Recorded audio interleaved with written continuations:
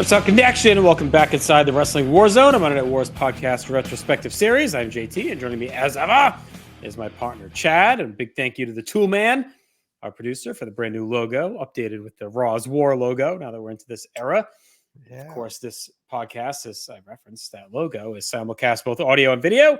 Audio on all podcast applications, video here on our YouTube channel. We have a lot of WrestleMania content coming up. Myself and Marcus Fuller recently did a WrestleMania tier list for the most rewatchable WrestleManias. I know, Chad, you agreed with most of that, I believe. You were on board with everything? Yeah, everything was spot on. Beautiful, beautiful. Yeah, WrestleMania 4, very watchable. So go over to the YouTube channel, check that out. It's a hit, so check it out. Also, Ryan Gray and myself counting on every WrestleMania match ever from 402 to 1. That ends WrestleMania Saturday. Those are all done in short form. They're a minute or less. They're on our TikTok channel, on our Instagram and Facebook Reels, and on YouTube Shorts. So there's a playlist on YouTube Shorts so you can catch them all if you haven't yet. Check that out. And, of course, tons of other content. WrestleMania season's here. You know we're going to be delivering all sorts of lists and games and frivolities. But tonight, we are headed back to the Attitude Era. Early days of the Attitude Era. We're in March of 1997. And, Chad, we are the night after Super Brawl, correct? Night after Uncensored. Uncensored, I should say. Uncensored! How can I forget? So how are you? Everything good? Yeah, good. I'm feeling the love tonight. So there you go. We'll always try to get you know when we're recording this. But yeah, night after Uncensored, go home show for Mania. So go home for Mania 13. So a pretty interesting night all around. Couple of I guess we can dive right in, right? Yeah, let's get into it. So let's start with Nitro. All right, we're at Nitro at Savannah, Georgia. This is one they've been hyping. It's St. Patrick's Day, March 17th, 1997. Savannah has, as Tony tells us many times, the second biggest St. Patrick's Day parade or party or whatever in the nation, which I wasn't here for this St. Patrick's Day. I think it had been the next year. My dad had a big work project in Savannah, and it was late 97 because we'll get to it, but the Nitro right after Survivor Series, I know I was in Savannah because when the NWO walks out with the like Canadian flags and stuff, yeah, I was like, okay, here we go. And then and then into 98. So I'd been in Savannah on St. Patrick's Day. It is a huge like deal. It's interesting. It's a fun time. But yeah, so they're in Savannah. They sold out here according to Meltzer. It was right over 5,000 people paid for the building. So good turnout here. Or 5,000 in the building. Let me see how many paid. It was, I got it right here, 5,413 in the building, around 4,400 paying $51,000 just a gate. So there you go. Got the sellout. Successful night for sure. Yeah. Yes. We get the actual, not the animation opening. So they haven't done that, as we talked about, in a while. I think because they finally realized they still had Face Hogan and some other junk. Yes. It didn't make sense. But we do actually, like the last few weeks, they've been doing a direct, like cold open with usually the NWO coming out of the limo or whatever, the Hummer. This time we do get the pyro in the arena. There's the green nameplate for Savannah, Georgia, and we get the actual like green flame fire. So, just to mix it up a little bit, add a little flavor with it being the St. Patrick's Day edition of Nitro. We go right into our opening match, which looks like a dandy on paper. It's Psychosis versus Rey Mysterio Jr., one of our favorite pairings of the Wrestling War Zone so far. Larry, on commentary here, he acted like Psychosis was new to some degree because he was talking about like, hey, I got briefed from Mike Tenay about this guy and how these two are long-standing rivals and all this. Was like, Larry, I mean, we've been around a lot, but come on, it was like he just showed up yesterday. So that was annoying. Also of note, at one point in this match, they talk about it on WCWWrestling.com. They have the Spanish and Japanese commentary going. And they actually cut to the back where you see Sonny Ono and Ultimo Dragon, who's unmasked but kind of like blocking his face. He's got his hands in front of his face. They're doing the commentary there on WCWWrestling.com. So this will be a theme of this show. A lot of matches, not a lot of time. I think this is the second longest match of the night, I believe, and it's right under 4 minutes. What they did in those 4 minutes, I thought was pretty spectacular. I thought this was actually a pretty good showcase. Obviously, it needed it could have used probably like a couple more minutes to at least hit that like good to hidden gem level. But what they did was very crisp. Ray's flying around all over the place. He hits his Rana and his somersault senton on the outside. And then the like his finisher, kind of the Frankensteiner Rana is one of the best he ever does, where he absolutely like dunks Psychosis right on his head. Psychosis throughout this match was mainly being a base for Rey Mysterio and did his job well. These two have really good chemistry with each other. I think besides Eddie Guerrero, I'd argue probably Psychosis may have the best chemistry with Rey Mysterio of anyone. There's a couple others in contention, but he's certainly up there. I mean, I usually like Rey and Psychosis better than Rey versus Hoovy. So I enjoyed this. It was just too short to be anything kind of grander than it was. So I went 2 3/4, but it was very enjoyable for 4 minutes. Tony right out of the gate mentions the NWO can now request title shots at any time. And I know that stip was all over the place, but so that's where we ended up coming out of Uncensored. That's what the NWO won. Was now thinking it requests a title shot anytime. And I will say I hate that stipulation because why wouldn't they just ask for every title every night on every show everywhere? And I know they own most of the titles at this point, but it's kind of silly to me. Like I don't know. I don't know what else they could have done to make it more realistic, but everything they threw out that the NWO could have won at one point or another in this feud just seemed like it was so out there that it made no sense. Yeah, they could have fleshed it out if they'd have thought about it more and done like a one cash in situation. Right. I mean, I don't like the modern day cash in stuff drives me nuts too. So this does too. I don't But all really. the stips were dumb for that show. It was like WCW or the NWO was gone for what 96 months, whatever the hell, what It was 36 months. 36 months. Yeah, I mean that's the best. I mean that's like the yeah. I mean we will after this we'll put these dumb stipulations behind. We talked about it. They were so like haphazard, but the NWO stipulation against them was so it penalized them. I mean it essentially would have eradicated them. Then you have the Team Piper one, which only serves him. Right. So that's a problem. And then this NWO one, as you talk about, it gives them too much power. Like I think you could have just said honestly, what they probably should have just said is Bischoff's automatically reinstated, and that's all you needed because then you still have him as like his power oversight, but it's not. Like so overarching. Or just say they can challenge for they can request one title shot per show. Or something like that. Like at least where it's not any title shot at any time. Because why wouldn't they just keep, okay, they do one tonight, do another one tonight. As soon as that match is over, if they don't win it, do another one tonight. Like there's too many loopholes as to what that allows that it makes it look ludicrous that they don't just keep requesting a title match. Yeah, the stipulation as it's stated, there's not any real logical reason why like they attack Dean Malenko later on in this show and then immediately demand a US title shot for 6 and he wins. I think they are ahead of the game with the online commentary. I mean, you're getting play-by-play in Japanese and Spanish on the website. Like I think that's kind of cool. This is really early web stuff, so they're definitely ahead of the game more than you probably realized at the time. Yeah. As far as streaming on the internet, the Larry with the history stuff is pretty funny. Like you said, they've been around for almost a year now, and he's still just figuring it out.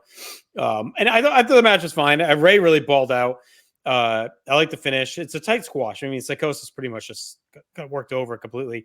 But this is a good rehab for Ray off of that ridiculous uncensored debacle with Prince Iuke the night before. So this is a good reset. I went 2 1/4 just because of the duration and it basically just being a squash of Psychosis. Now we get kind of like a serious interview. Gene interviews Arn Anderson, kind of away from all the horsemen. It's just Arn that comes out there. He's Gene says usually he would be with the horsemen, but not tonight. Arn says last night was a historic night in WCW history because Sting came home. He says at Halloween Havoc he suffered a neck injury. He kind of gives a rundown of all that, where different vertebrae have to be fused together and all this. So we get the complete diagnosis from it.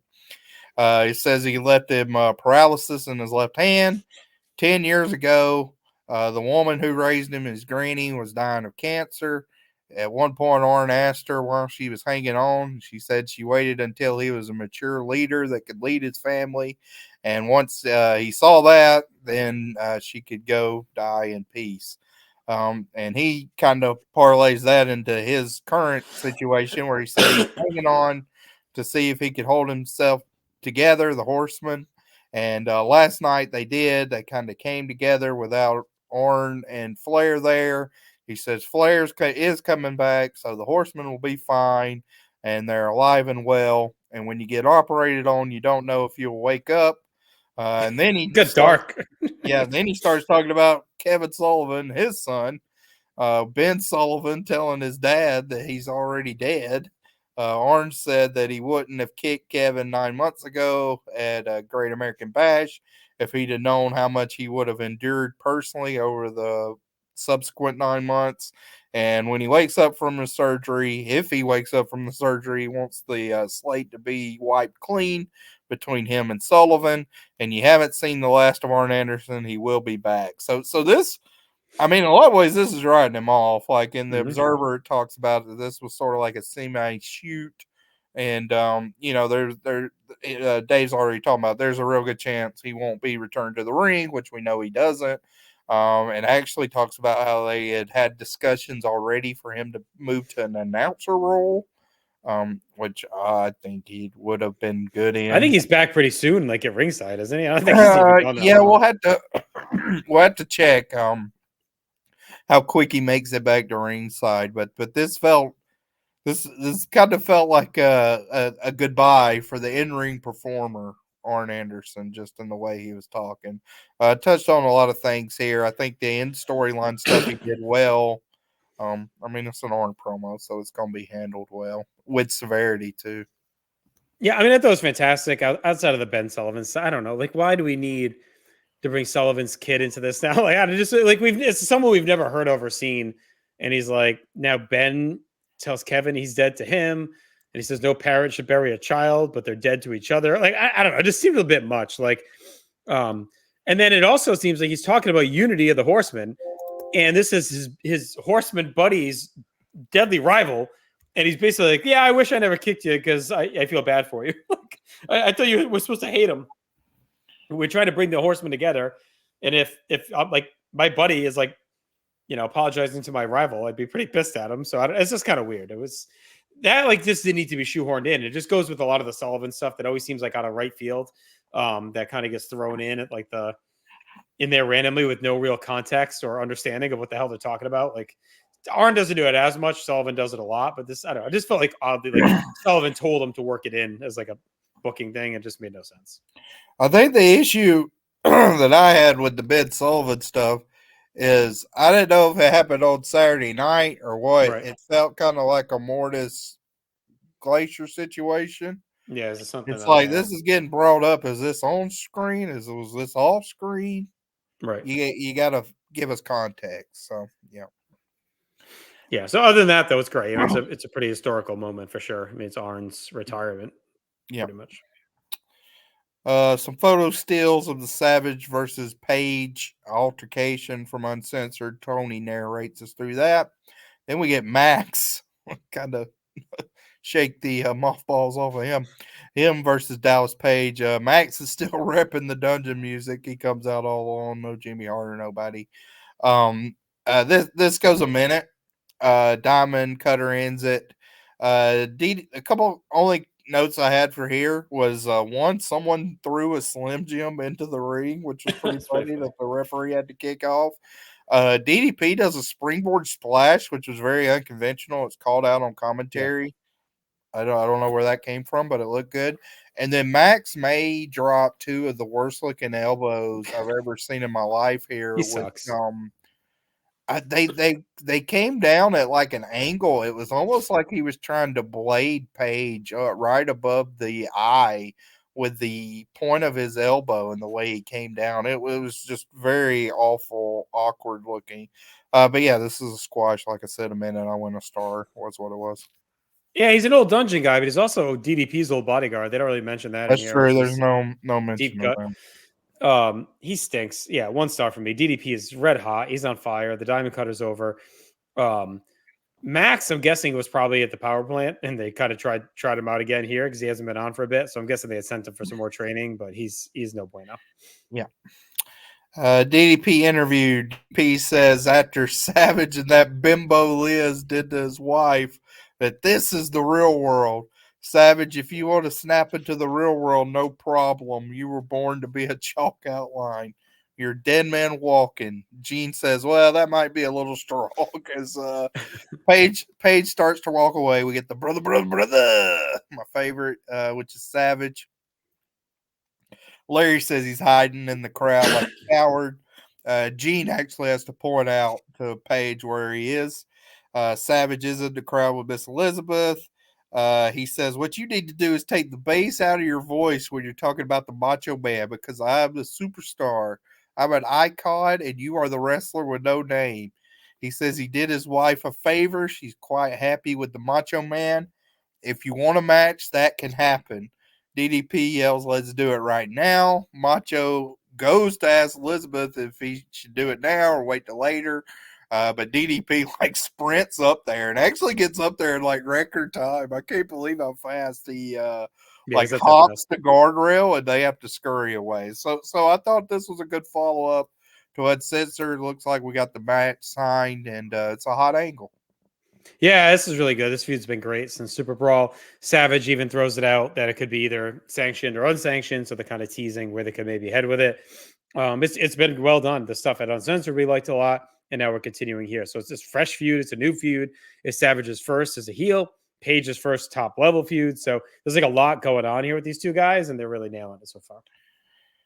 Our next match is Conan Hugh Morris with Jimmy Hart versus Joe Gomez and the Renegade. Tony teases us that the Sting footage is coming up. Both teams are in the ring when Eric Bischoff and the Outsiders interrupt. They come out. They head to the announce booth. Tony and Larry have an argument whether they're going to stay or retreat. Larry says they have no authority. Yeah. Eric says they're not going to beat them up. The tag team champs are here to give instead of receive. They'll step into the ring tonight. Steiner Brothers, Harlem Heat, and Public Enemy are all here. He asks Hall and Nash if they are up for it tonight, and they say they are. The World Tag Team Champs wrestle tonight because they love you. So there you go. Basically setting that up for later. Nothing much there either. Tony announces Spring Stampede will be in Tupelo in a couple of weeks, really. As far as the match itself, this is a pretty generic match where the Dungeon of Doom work over Gomez's leg. And they kind of catch him off guard right at the beginning where I guess Gomez and Renegade are distracted by the Outsiders. They end up getting sneak attacked by the Dungeon crew. Larry has a real world moment where he says, let's take Hall and Nash to Greg Norman's house and maybe they will fall down the stairs like what happened to him that took him out of golf for a while. Gomez's right leg was worked over. I made a note of that. Traditionally the left leg, but it was Gomez's right leg. Pretty generic stuff, but I thought it was actually okay. This is the longest match of the night. This is just over 5 minutes. That's crazy. Then we get an interesting finish where he makes a hot tag to Renegade. Renegade comes in as a house of fire for the quick bit, but then he immediately almost tags Gomez right back in. They push Renegade onto the outside and then hit the no laughing matter on Gomez to get the pinfall. And on commentary, they kind of talk about that. Like they chalk it up to Renegade letting his emotions get the best of him. And, but if you look at Renegade's like actions in the ring himself, he's kind of like, dude, he's sort of like, where were you or whatever. So we'll see where they go with this. This could Yeah, be it definitely seems like they're setting up a Renegade turn. yeah, this could be a drop dead goal when we get to our spreadsheet, but as a first chapter, I mean, Renegade's not going to be doing anything.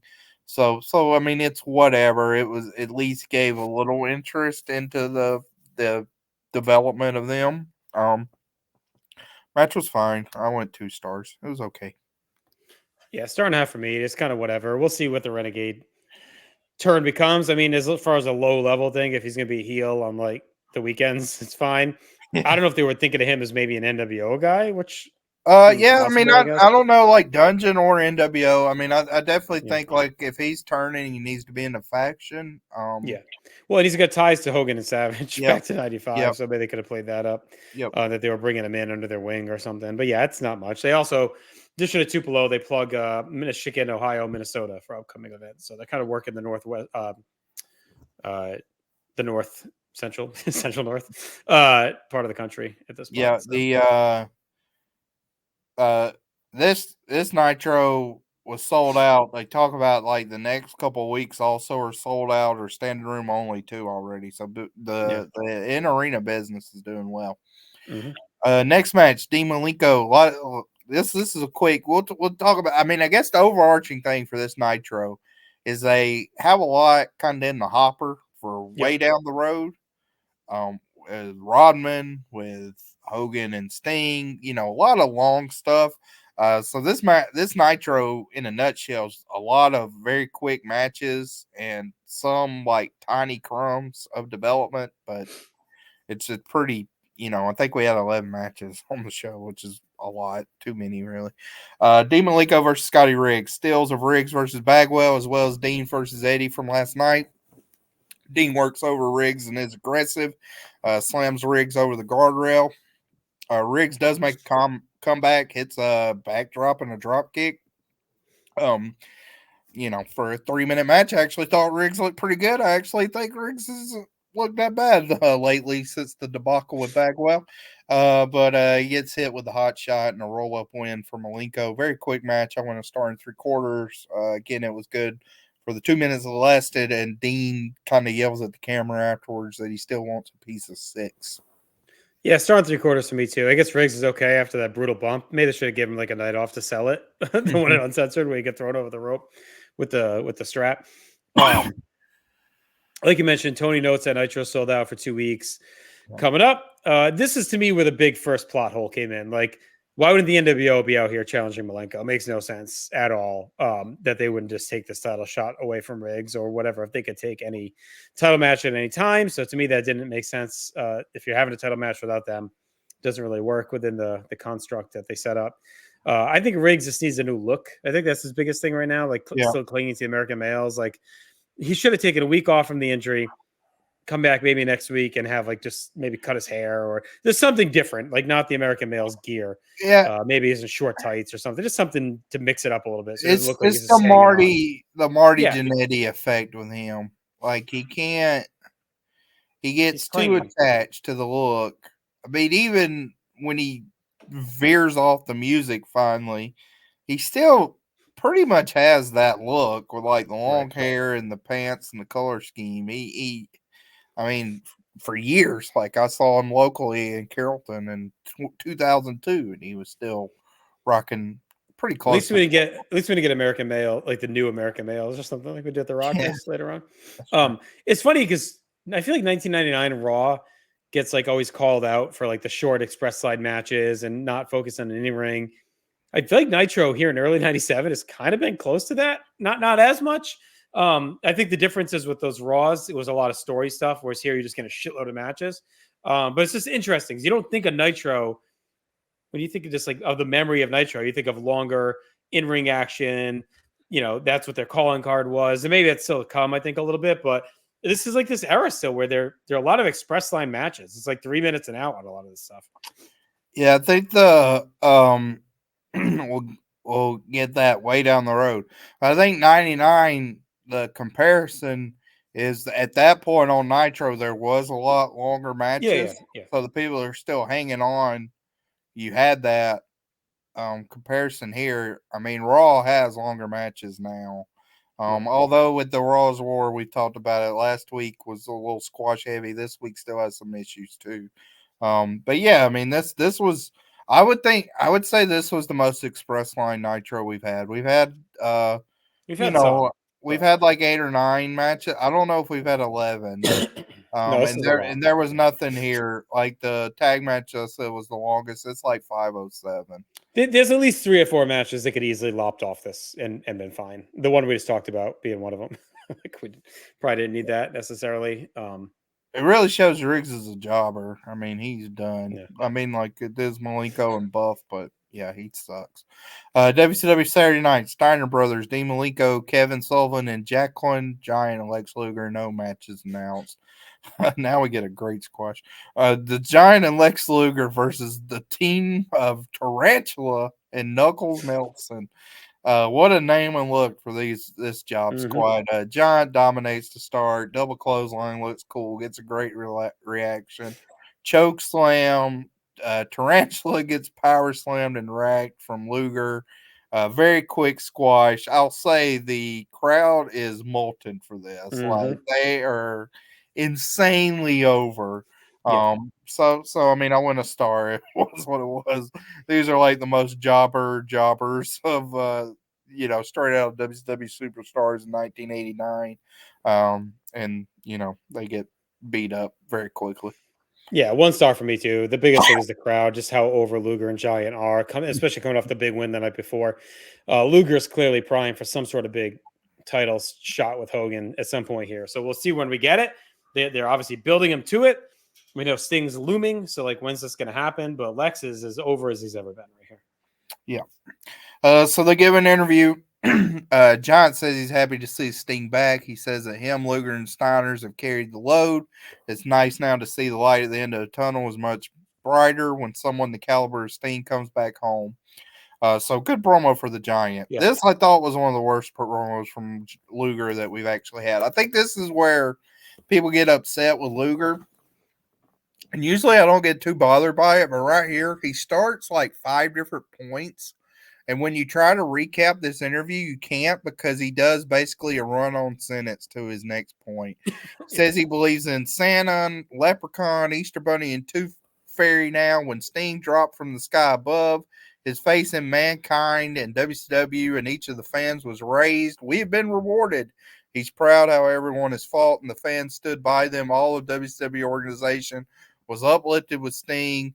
They show stills of Sting last night as they kind of cut him off. But again, like trying to recap that, like everything was just a run on minutes. So yeah, like he kept saying like, I started to believe in all of mankind. Oh, because now we're on top. It's like, whoa, like what happened here? So, a little blip in the road there for Lex. Not his best effort. No, but Giant though was great. And then we talked about this at Uncensored a bit, like just how good this story's been. That Giant, Luger's kind of doing for Giant what Sting did for him, and I know he's kind of realizing maybe a little bit that the way he treated Sting in the fall wasn't great, so he's trying to get the penance back by welcoming Giant back in to kind of repay the favor, and the Giant, to repay him, is so thankful that he's been brought back in that he defers to Luger now as a de facto leader for WCW. So I think there's a lot of cool little nuance if you've been following along like the entire Sting Luger story since Luger debuted back in WCW. I think they've actually done a nice job of like tying some of those together. Whether it's intentional or not, it works well. That again, Luger's kind of doing the same thing Sting did for him. He went through the same thing, and he wasn't going to stand in the way of bringing Giant back when he knows what it's like to be ostracized. So I thought it was cool. Some stills of Glacier versus Mortis. They mentioned on commentary that Vandenberg is a collector of rare oddities. So, there you go. I felt the same way at my house at the Rumble. Yes. Ultimate Dragon versus Bobby Eaton. This is your random match generator of this show. Larry on commentary calls Dennis Rodman skinny and says he looks like a zipper if you turn him sideways. This match was a shame. This literally went like 45 seconds, and Bobby gets a few punches in. Dragon gives him the Rana from the seated position on the ropes and then pins him. Which would I mean, come on. The only note I had was it was funny seeing how much bigger Bobby Eaton was, like tall and girth than Ultimo Dragon, because you kind of, Bobby gained weight obviously from his Midnight Express days, but you think of him more as a cruiser guy. Yeah, sure. Junior underneath guy, and he's like towering over Dragon. Yeah, I don't know. Like you could have gave this 7-8 minutes, right? Like, and cut some of the other crap out, and it could have been entertaining. Half star. Yeah, I went half a star. I mean, it's 45 like 45 seconds. It's stupid. Yeah. What are we doing? Like, why bother? Dragon is established enough. We don't need to see him out here for 45 seconds to kill Bobby. And like, it doesn't make sense, any of it. And yeah, if we looked at this card at the end, I'm sure we could come up with 3 or 4 matches gone and then extend some of these other ones and been fine. NWO music fires up. Hogan's here. I didn't know if he was here or not because we hadn't seen him yet. But he's not going to miss the biggest St. Patrick's Day parade in the world. That's true. He leads out his entire crew that's there. Actually, a pretty strong crew, I thought, this week. No Bubba, Wall Street, none of the big. They're all in the hospital. Jobbers. Yeah. Eric says another big win for the NWO thanks to its newest member, talking about Rodman. Hogan, the dirty dog. Hogan says now that everyone is bowed to the NWO, and everything they've said has come true with their newest member, Hot Rod, the Madness, and the Outsiders, as well as the rest of the brothers. All the other brothers. Yeah, everybody else gets lumped in. They should rule for all eternity. Bischoff says for DDP's benefit, there's nothing I'd rather see than you talking to Macho Man kicking his tail. Savage then calls Paige Kimberly's husband and says he will take him on. And then Bischoff says the biggest announcement they have right now is about the World Tag Team Champs. Nash calls them the Einsteiners, of course, says they've had a couple mishaps lately. And Nash lays out the challenge for them at Stampede. Hall says, yeah, let's bring it. A huge drink hits him right in the face as he gets on the microphone. Larry screams, good shot. He loves that. And that's it. So pretty easy promo, I would say, for everybody. And again, I thought this kind of showed, especially as Hogan's concerned, how much of a gap now we have before he's really involved in a lot of stuff. Because he's still got this Rodman situation and the Sting situation, but he's not going to be defending this title for a minute. So he kind of, I don't think he defends it till August. No, he don't have a lot to say. So I mean, he's only on, I think, between, not to project out too much, but I think he's only on one pay-per-view between now and August. And I think it's one, I don't think he defends the title until the big one in August. I don't think. Yep. So, I know he don't defend the title on pay-per-view till August. So he's kind of chilling for a while. So I guess his quota, but I mean, he's still appearing. So we'll have to see if he starts And actually, he's on pay-per-view. He's got the one pay-per-view in, what is it, July or whatever. So it's July. Yeah. So between now and July is no pay-per-view matches, no title defenses till August. But I think he's on TV a lot, at least until that build in July. So I don't know if we'll see him, in April, May as much, but that'll be the interesting thing to kind of track. I mean, really, honestly, with the WCW schedule, we saw it in like 95. I would say like 94, it's from May to when Hogan comes in July. 95, 96, and 97. Like the spring is really their quiet period as far as like huge development. And then I think in 98, it's something I'll be interested to track just with the rise of Goldberg. Yeah. But they also did a lot. I really think in 98, there's circumstances where they had to change that because then like they do the true like back and forth where week after week the ratings change. So you have all the Wolfpack and stuff like that. This year, there's stuff I like, but I think as far as like what they're really building to and what they're kind of staking there. Yeah, so the summer and beyond. And I think they're saving Hogan. They know they got stuff they go and do in the summer. It's a big match, and then they get stuff. Obviously, with Sting coming back at the end of the year, they're going to try and save it for that too. So, and this is good. It was quick to the point. Again, just like everything else on this show, you get the whole crew out there. We didn't need to ramble. They kept Hogan tight. The dirty dogs in the house. We're good to go. Yeah. NWO Hotline Shield. Hour 2 starts off with some more pyro. 159 a minute for the NWO hotline. The announcers bring us in. Tony, Bobby, Tenay. Tony calls Sting coming down the biggest moment in wrestling history, and Tenay agrees with him. Bobby talks about the stipulations a little bit, and they show the Macho versus Page clips from earlier. Tony says the match is signed for Spring Stampede, and it's a no DQ match. So there we go. Mongo, Jeff Jarrett versus Alex Wright, and Mark Starr. We get Stills of Public Enemy versus Harlem Heat. Discussion on commentary of Orange's injury. Good teamwork by the Horsemen this week with frequent tags and double teams. Other team, I don't even know if they got any offense. Jarrett wins in 2 minutes with a figure 4. I want to start here. This is mainly just so they can show that Jarrett and Mongo are cohesive with each other. Freshly minted NFL Hall of Fame entry. Yep. Mongo McMichael. 1 star. Yeah. I just another showcase squash. Yeah. There's not much to say about a lot of this today. No. So Public Enemy comes out. They hurl a trash can right into Jarrett. I tell you what, Johnny Grunge has really started to piss me off between his nonsensical promo on the last Nitro and then what happens here. Because Deborah nails him with the Halliburton, and he completely no-sells that. Then he gets hit with Jarrett. He doesn't even sell that very much. It's like, dude, we've seen this Halliburton win how many matches now? Knock people out cold. He takes 2 shots right to the back and is just like still brawling to the back. Like, it sucked. The brawl itself, when they get back there, it was fine, but you know, it was. This feud leaves something to be desired. I know they're trying to maybe get Public Enemy heated back up, but they just feel like a bottom feeder team right now in this promotion. Like, that doesn't really have, like, could you see Public Enemy facing the Outsiders realistically? You know what I mean? Like, so I think that's kind of the barometer right now is for me with teams. And I think we're limited in the teams that feel legitimate because of that. Like, I think Harlem Heat, the Steiners, Faces of Fear, and probably Jarrett and Mongo. Beyond that, every other team feels like kind of Phil. That really couldn't like hang with the tag champions right now. Yeah. So then we get a promo. Deborah says she never bragged, but she thinks Jarrett makes a great horseman.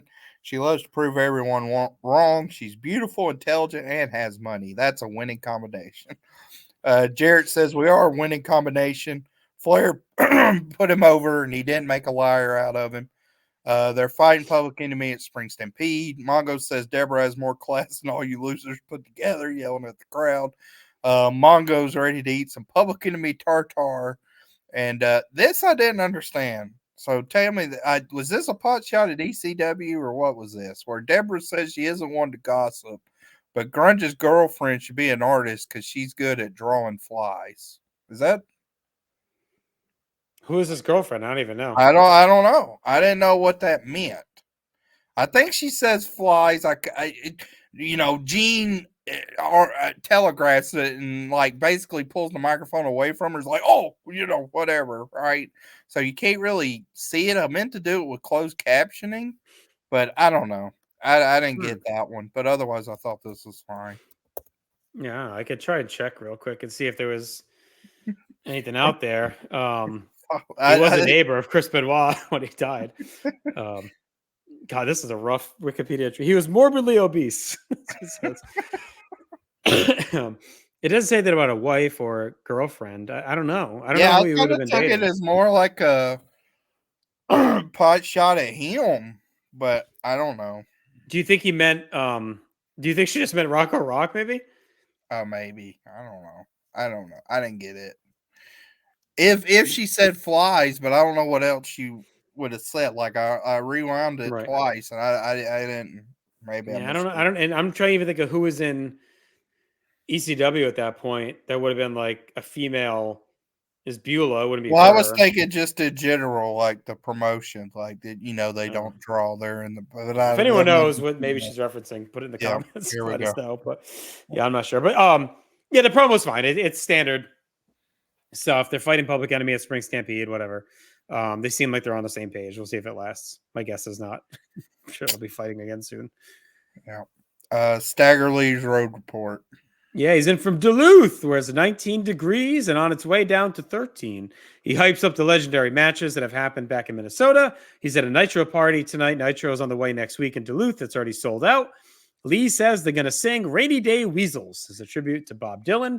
Bobby says Duluth is 19 degrees and 11 feet of snow, and Lee's there, and he's in Savannah, and Lee's making fun of him. Doesn't make sense. So, yeah, I mean, good point by Bobby, because he says like the show's already sold out. So yeah, so while you're there, what are you trying to hype up? Yeah, dummy.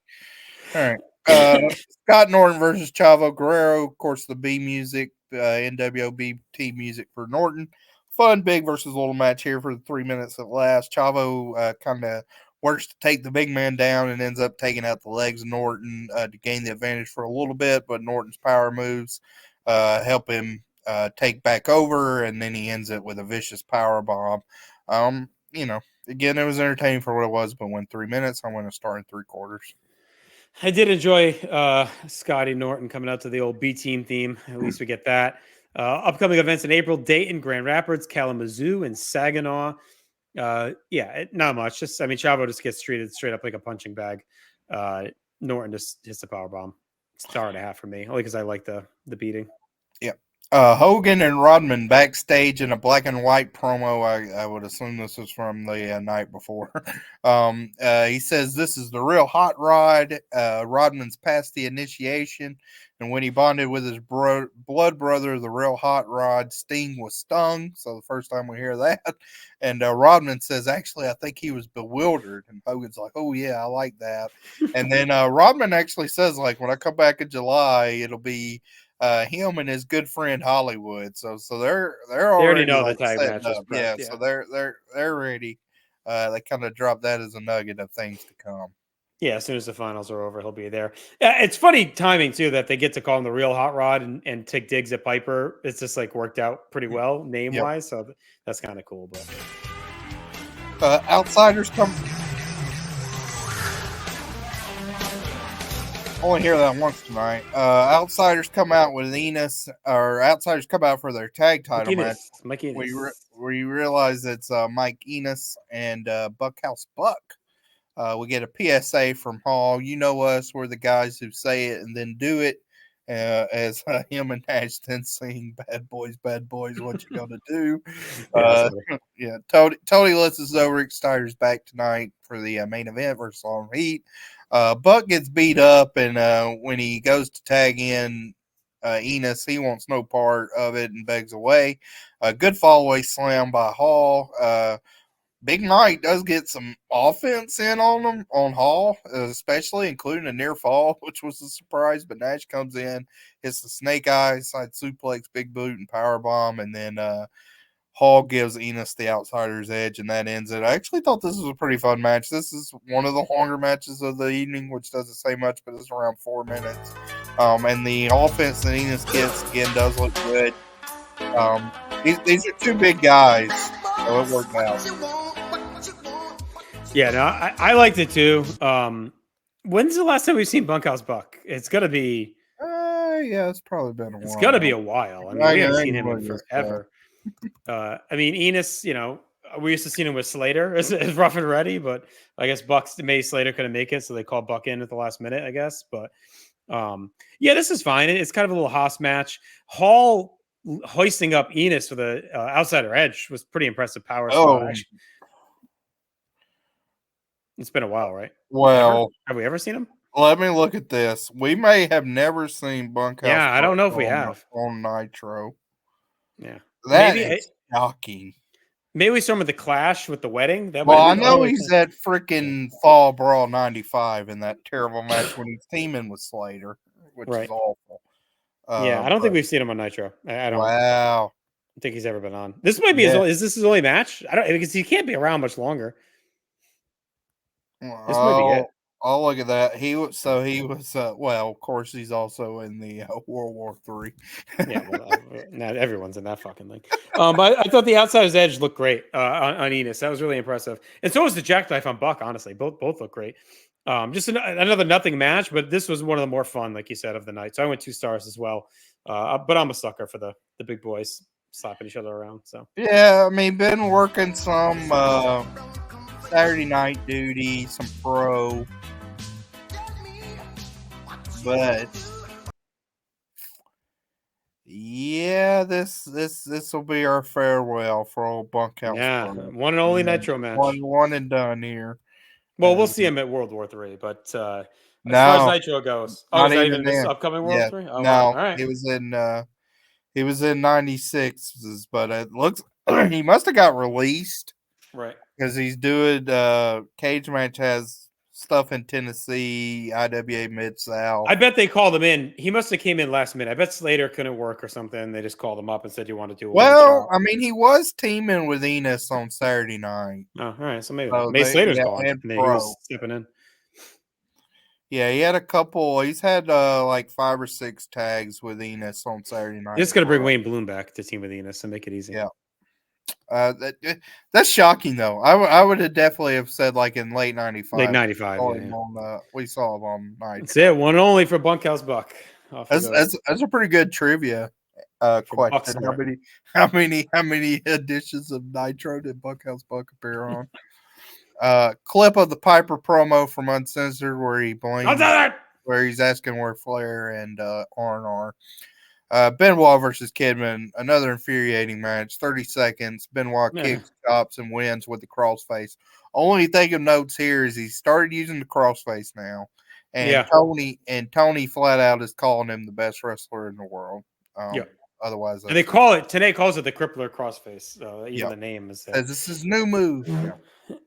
A quarter of a star. This is embarrassment. Well, I don't know. Again, just do the promo. Why is he even wrestling for 30 seconds? It makes no sense. Yeah, no need for the match. So the G goes to do the promo with him, and out comes Ric Flair. This I bagged on Luger. Flair had the same problem here, where he's not back in the ring again for another couple months. So he's basically being like Playboy Rick, and he's all over the place. Benoit says that he believes Arn when he'll be back. He's never done anything he didn't mean. Sullivan, he is a man of fear and uncertainty. Yeah, Sullivan, I've taken away everything that means anything to you. There comes a time in everyone's life where you have to evaluate where you are, and you haven't done it. So there we go. He says he's even repelling his own son. Yeah. Flair comes in now. He says, somewhere in the confusion of the party in Savannah, somebody said, Nature Boy, Piper's calling you out. He wanted to know where he was. Hot Rod, I was in Savannah with all the girls. You in turn were given the power to walk the aisle with the elite fighting machine in the sport, the Horseman. They say that the story goes is that Hot Rod dropped the ball. Well, I like how he acts like he didn't watch. He's they're telling me you dropped the ball. He didn't even watch the fucking show. Well, I mean, he says he was partying with the girls in Savannah, so I guess ringing endorsement for TW. Wasn't the biggest star of the business. Didn't even watch the fucking show. He's catching the replay tomorrow. So my friends tell me you dropped the ball. Yeah, he said Flair says he can't go home because we're Horsemen. Double A goes down for the knife. He will say, bring me a Miller Lite when I wake up. You got 2 choices in life. You can go home to your wife and baby or be a horseman and dance all night. So, yeah. That's what it was. In retrospect, this may be and when you add up everything in this promo, maybe the saddest fucking promo in wrestling. Like, it's Benoit, like, talking about, when a man conquers himself, he's all powerful, talks about alienating your son, obviously what happens a decade later, right? Flair not even watching the pay-per-view and talks about how drinking and partying is more important than being with your family and your kids. Like, I mean, the whole thing is like real prescient and sad. Of Piper for wanting to go be with his family. He's basically saying he's a fucking loser, right? It's like, you want to, real man doesn't go to the family. Like, you used to be the fastest gun in the sport. You walked out. I should have let you go. Real men don't go home. Arn won't even ask Flair to watch after his wife and kids. So he's going to wake up and ask for a beer. Yeah, going down for the knife and coming out wanting a brewski. Yeah. Yeah, I thought it was actually a pretty depressing promo all in. But with hindsight, it's extremely depressing. Yeah. It sums up Flair and in many ways Benoit in like 5 minutes. Yeah, this was a rough one for Flair. Actually. Yeah. they tried Michael Buffer out for this main event here of all people of all nights.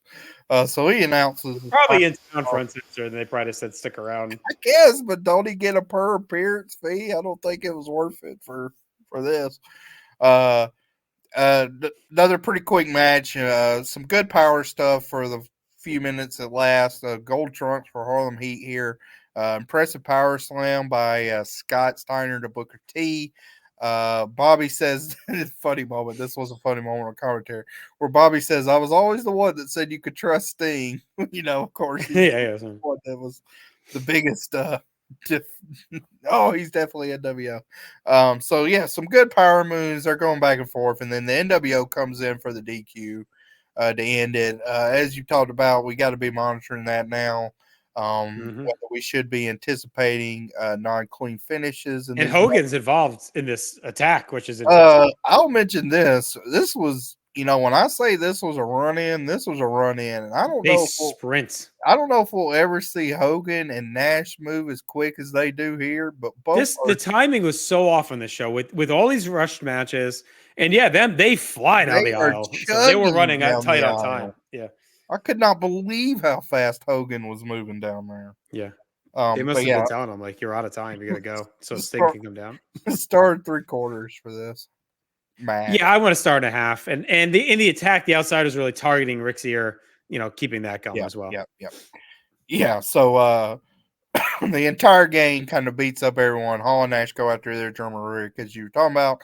We want Sting chants light up the arena. Luger and Giant come down to hell. They come to clear the ring of the NWO. NWO begins to retreat toward the entrance. Tony's yelling, WCW's back on top. All of a sudden, we get kind of the burst of pyro in the ceiling, and Sting rappels down into the ring to a huge pop. It's, again, in retrospect, but it's shocking seeing what Sting's rappelling down with his equipment. Like, when he flicks that off, you can see the hook, and it's like, good Lord, man. It's crazy, but I mean, it looks awesome. It does look awesome because he comes out of nowhere. Well, I feel like later they do more of a harness, but I don't know. Yeah, here, this looks extremely dangerous the way he does this. I mean, he unhooks in like 2 seconds, if that. So a huge pop for Sting. Hogan looks terrified. Sting points the bat at Hogan as they retreat, and Hogan is like, "This one's funny." Hogan's like, "He's pointing the bat at me," and Tony's like, "Yeah, you're damn right he is." And Buff's telling Hogan, "Don't worry about it." And Hogan's screaming, "He's pointing it to me," as we go off the air. We're out of time. So good ending. Yeah, good ending. Harlem Heat gets to kind of look tough too. They're standing in it with Luger and Giant fighting him run off. So that good moment for them. I mentioned earlier Luger coming off the big win. I meant the great showing. Obviously earlier, not the win, but I think the Steiners being back full time adds a lot of zip to the tag division. The crowd loves them, and they feel like a true main event level tag team. So that's good. But yeah, this whole show, it felt very oddly set up, very rushed. There wasn't a lot of flow to it. It was a very weird night coming off the pay-per-view. So started half of the match, and the attack was fine. I think the show itself was just a punt. Yeah, like it's a reboot. They're rebooting after the show itself actually shows a transition and how they've been, because we talked about like when they first started, their main premise was like all the stars will be on our show compared to Raw. And all this, and now it's like, now that they have stability in the ratings war, at the time being, I do think they went more like long term and projecting out. Like, here's what we want to do 3 months, 6 months down the road. So I don't think that's necessarily like bad to think long term, and I don't even think it's necessarily awful to have some episodes of your 52 weeks a year TV show to be kind of lame ducks. But I mean, that's certainly what this one was. This one was like, hey, we're going to set up a couple things for the pay-per-view we have in a couple of weeks, but a lot of the stuff we're leaning towards is way down the road. So there you go. Yeah, be curious how they feel some of this stuff. I mean, like you said, they get a lot of time. Yeah. All right, so our awards quick here. Match of the night, I went Mysterio Psychosis. Yep. Moment, I went with the end with Team WCW kind of coming Yep. together and Sting coming down. MVP, I went Luger and Giant. I really like the squash. I know Luger's promo was shaky. They looked good at the end. Giant had a great promo, so they kind of stood out for me on the night. I guess runner-up would probably be Savage and DDP. They were great too. Yeah, this is excuse me. I'm kind of all over the place. I think I'm actually going Hogan because I think Hogan showing fear is a good thing here, and he kind of had a pretty wide range of emotions between the gloating in the promo with Rodman to showing fear to all that. I think that worked well. And he didn't like overindulge himself. I think that's one good thing about this show is, you know, in other lame duck periods, Hogan, like last spring, he way overindulged himself and it was unbearable. Here, he was only. He kind of didn't have time, honestly. He didn't really have time for it. He got in, he got out. That was good though. He could have. He could have. You know, it's him, so he could have shoehorned himself in that promo. Yeah. Debuts, we had Duckles, Nelson, and Tarantula. Road Report's Duluth. I guess Buckhouse Buck. Not. It's not really a debut. Oh yeah, I'll put him. No, we've seen him before. So. Pay-per-view, yeah. Road Report Duluth. I don't think we had any dropped angles or anything yet. We may have a couple of tracking.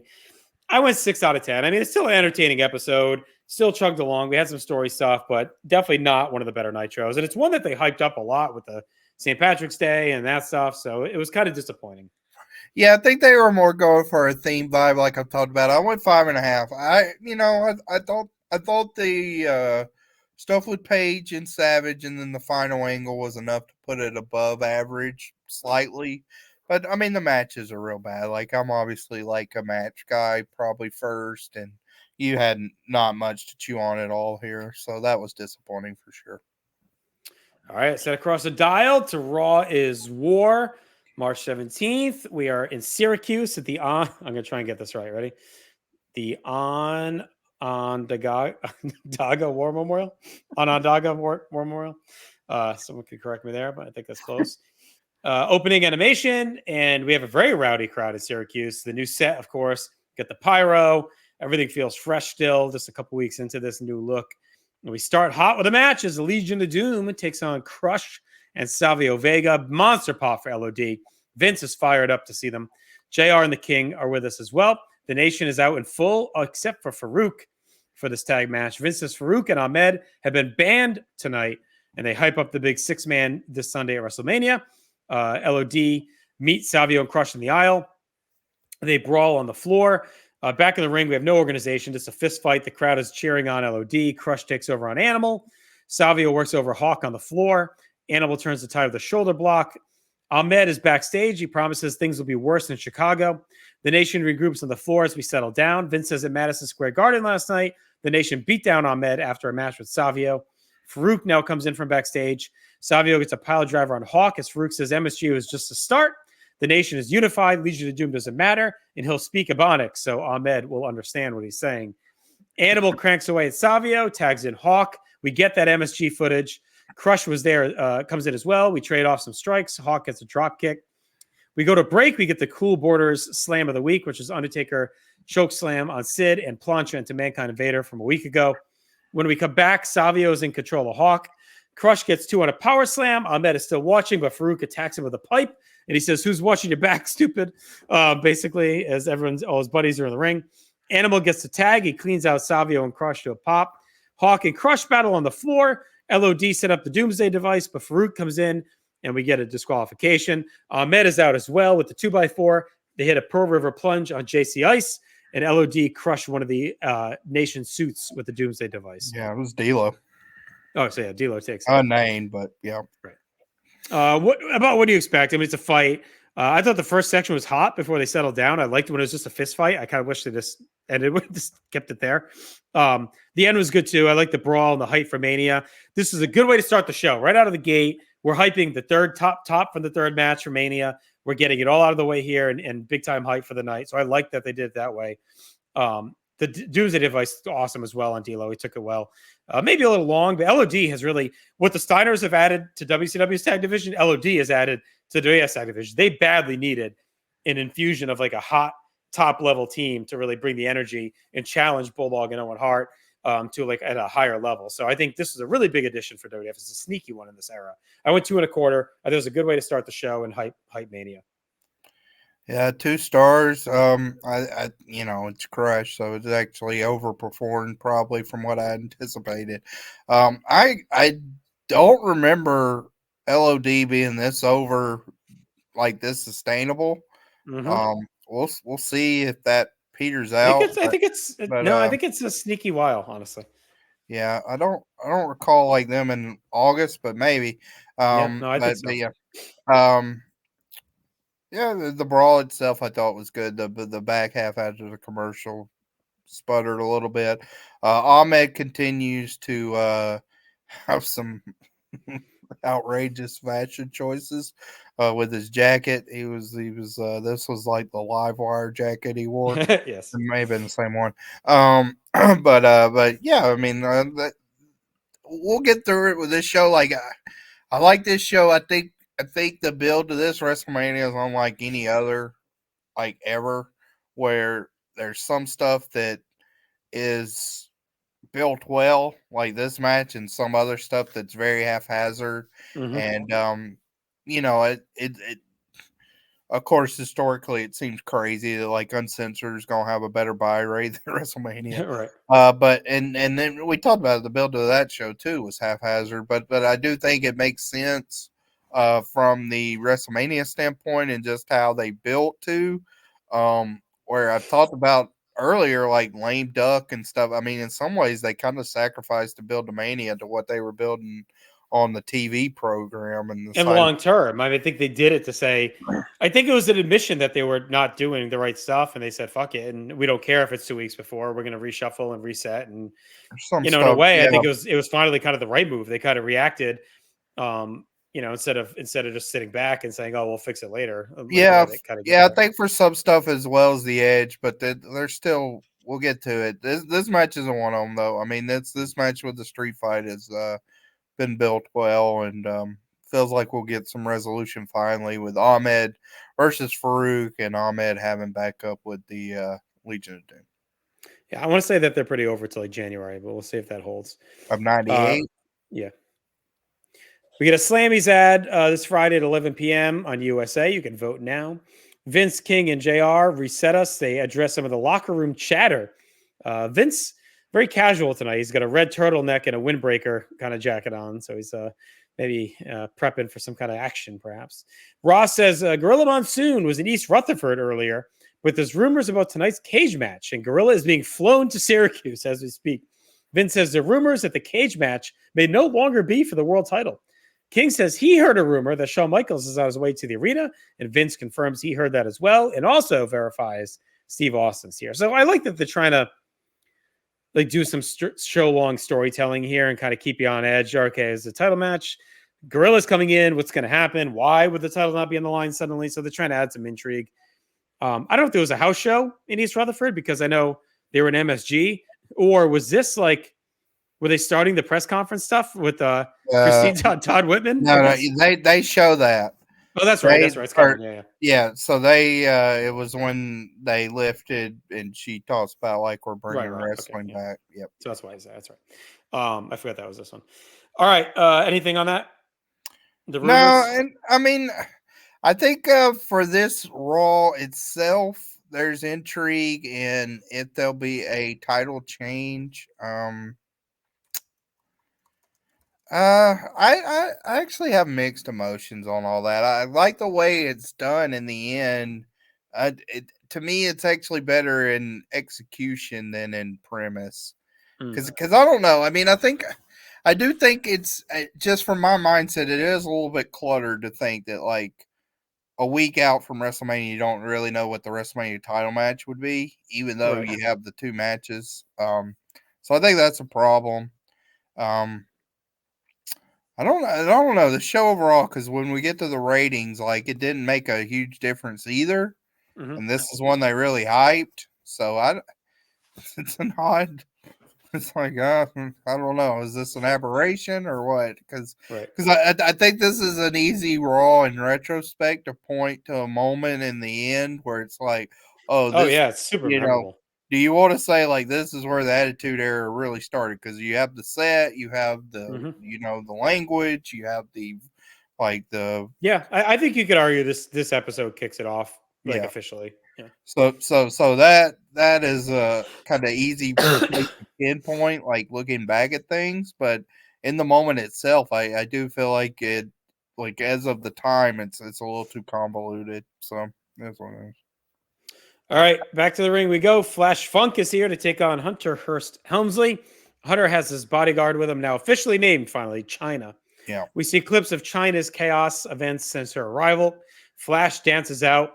Ross teases a live performance by the Funkettes as part of the Miss Salami talent competition on Friday. King says Owen Hart will be there, even though he's not nominated this year. China steps to Flash while Hunter talks shit. Flash starts hot, clears Hunter from the ring. JR says that Flash Funk will take on Billy Gunn on the free-for-all Sunday. Hunter clotheslines Flash on the floor. Flash fires back. Hunter counters a leaf frog with an electric chair. He barely gets that off. Hunter gets to work, grinds away, goes for covers. Vince hypes La Femme Nikita with the red hot Peter Wilson coming up. Flash comes back with a backdrop. Vince talks about the rumors swirling around the main event. JR says Gorilla's 10 minutes out. Vince says it's a controversial going on because there's never been a world title match this close to WrestleMania. Funk hits the top rope leg drop. He gets tied up with China. Hunter gets a back suplex. Hunter goes up top. Funk kicks away on the way down for 2. Flash gets a back suplex, heads up top. China ties him up again, and Hunter finishes with the pedigree. China and Hunter kick Flash around after the bell. That's fine. I think it's better than most Hunter stuff. I guess he usually didn't get much offense, and Funk is good on offense, so that worked. China's the equalizer. Flash seems a little more motivated lately, so maybe they're kind of renewing his push a little bit here over the last couple of weeks. Seems like he's getting a little more time. So I'm 2.5. I this is fine. 1.25. I think Flash is kind of dead. He still gets somewhat of his entrance, but it's cut down a little bit. He feels like, he's kind of in the previous era instead of what they're going towards. So he needs some sort of reboot or some edge pretty quickly. Hunter himself's interesting. I'm looking forward to him leaving this angle with Goldust, as I've talked about. I don't find it to have much intrigue either. The heat's more on Marlena versus China. Really, the most significant thing going on with Hunter is, the addition of China. So that can only carry him for so many weeks. That now he's got this bodyguard that's a new equalizer. So I'm ready to see him kind of move forward from that after Mania.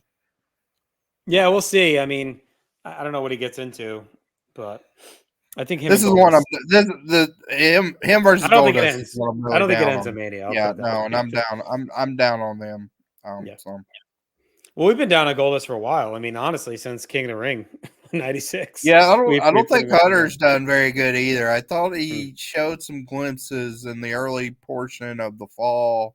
Yeah. Kind of when he quote unquote got out of the doghouse with the stuff with Austin, and then the early onset of the Marrow feud, but that drug on for so long.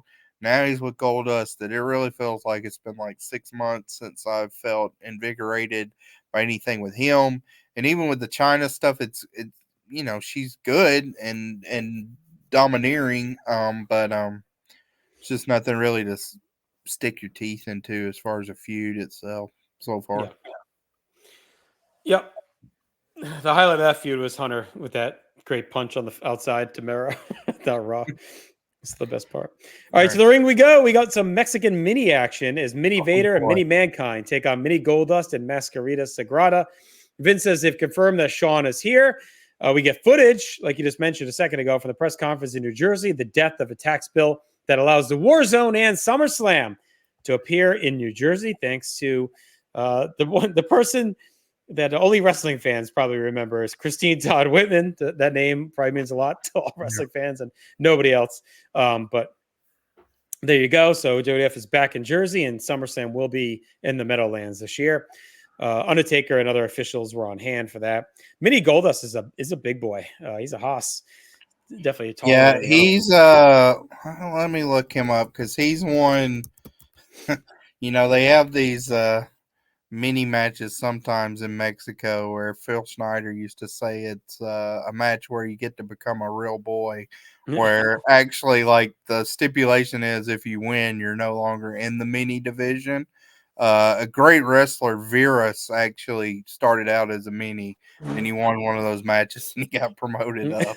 So Mini Goldust may be in that situation. I'll look him up. Yeah, big dude. Vince hypes next week's Warzone is going to Rockford, Illinois. Vince is trying hard with the branding. Raw's War, Warzone, Raw's War, Warzone. He's saying it constantly. Goldust and Vader start things off. Goldust has all the mannerisms down. Vader's pretty stiff. King works in some short jokes as usual. We get Masquerita coming in. He flies around. Vader beats Masquerita down.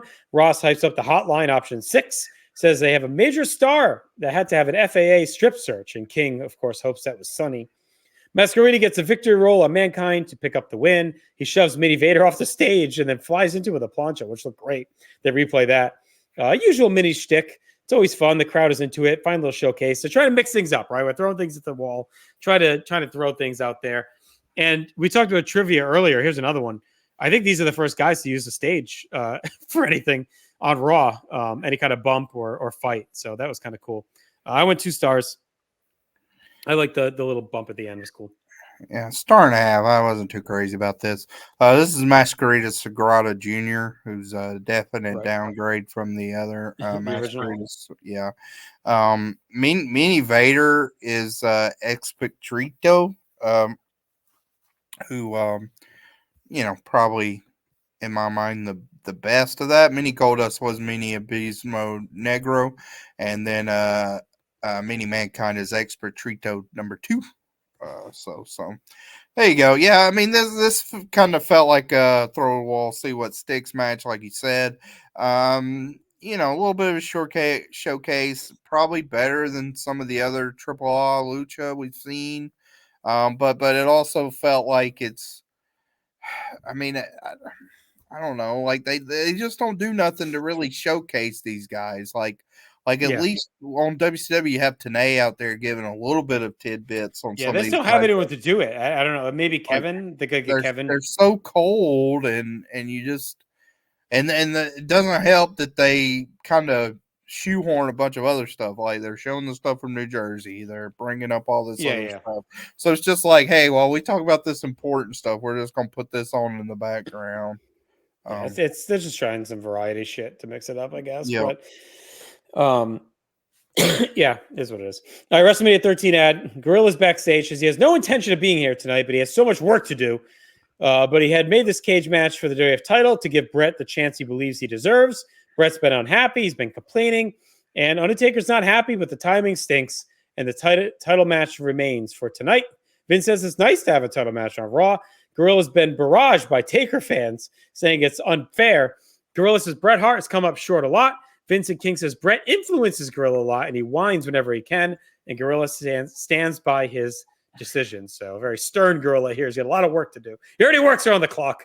A lot going on, and he's dragged here to Raw because of this bullshit. But Bret will still get his title match tonight. Yeah, it was fine. Okay. We get an ad for Full Metal, the album. Kevin Kelly's in the ring. He brings out Bret Hart, talks about this being an unprecedented situation on the doorstep of WrestleMania. A title match he lobbied hard for tonight. Bret says he'll change the face of WrestleMania. He appreciates Gorilla Monsoon giving it a closer look and couldn't care less what people think. He won the Royal Rumble. He won Final Four. He's a 4-time champion. He deserves respect. A lot of boos here for Bret. Vince hints at the boos. Bret says Undertaker isn't thrilled, but there's a new motto. You scratch my back and I'll stab yours. And while Taker may not be thrilled, after he wins tonight, he'll give him the shot that he deserves after he gets in line with the rest of them. He's going to change WrestleMania. He'll step in the ring with the hyena Steve Austin, and he'll get the worst thrashing of his life. He'll scream, I give. He respects Ken Shamrock. He hopes he calls it down the middle, and he'll get nice and close so he can hear Austin say, I quit. He'll be champion for a long time, a nice, long, healthy run, and that'll be it after WrestleMania. A lot of crowd disapproval for Bret as he talked out Austin. But this is good. I think it was a good promo. The winds of change are hitting.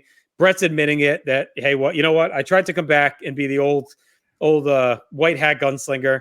Everyone rejected me. Everyone screwed me over. Now I'm just going to take shit into my own hands and only look out for myself. So he's looking to screw up Mania. He wants to be world champion. And sorry, Undertaker, that's how it's going to be. So this is pretty good. And they're teasing. And I think it's a realistic tease. I mean, I remember watching this live thinking it seemed well within the realm of possibilities that Bret Hart could win the title tonight and make Austin Bret the main event of Mania for the world title. Like, I don't think that was that crazy to think that way, and just do Undertaker Sid non-title. So unlikely, but I think it was at least possible. Yeah. I like the promo. I think the promo is very good because it kind of shows that Bret was really coming into his own on his character around here, where he gets the desired reaction they were hoping for with boos, but he does it in a way where what he says is all true. Just he comes off as whiny. So he gathers the right. He has, and this is why I think like Bret Hart 97 is so great. Is he really toes the line between he's authentic in himself, but he still comes across as like whiny and somewhat like unworthy to the fans' prism. Yeah. It's a very tough thing to balance.